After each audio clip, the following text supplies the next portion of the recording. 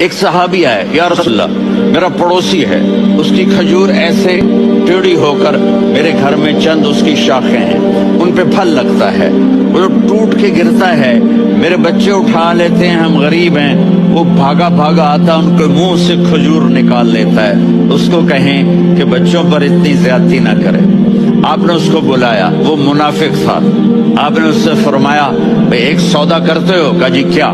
کہا یہ کھجور مجھے دے دو اور اس کے بدلے جنت میں کھجور لے کے دوں گا۔ وہ کہنے لگا یا رسول اللہ یہ اصل میں میرے بچوں کو بہت پسند ہے، کوئی اور کھجور ہوتی میں دے دیتا، یہ تو میری معذرت ہے۔ وہ تو منافق تھا، اٹھ کے چلا گیا۔ ایک صحابی بیٹھے تھے،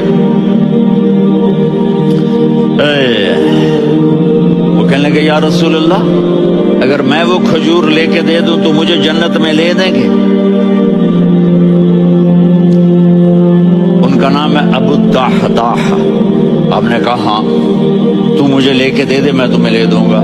وہ اس کے پیچھے چلے گئے، اے بھائی کتنے میں بیچو گے؟ میں نے کہا جا جا، میں نے اللہ کے نبی کو نہیں دی، تمہیں کیسے دے دوں؟ کہا اچھا بھائی منہ سے بول، منہ سے بول، کتنے لینے ہیں؟ تو اس نے جان چھڑانے کے لیے کہا کہ اپنا سارا باغ مجھے دے دے، کھجور لے لے۔ باغ میں 600 کھجوریں اور یہ کھجور کسی اور کو دینی ہے۔ تو کہتا ہے پکے ہو، پھرو گے تو نہیں؟ کہا میں پاگل ہوں، میں پھروں گا؟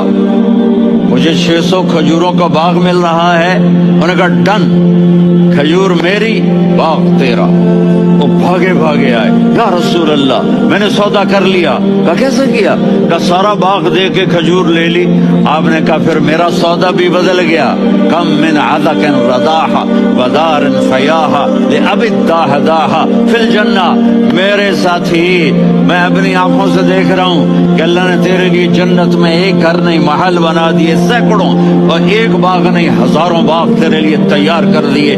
یہ ہے ایمان کی نشانی، یہ ہے محبت کی نشانی۔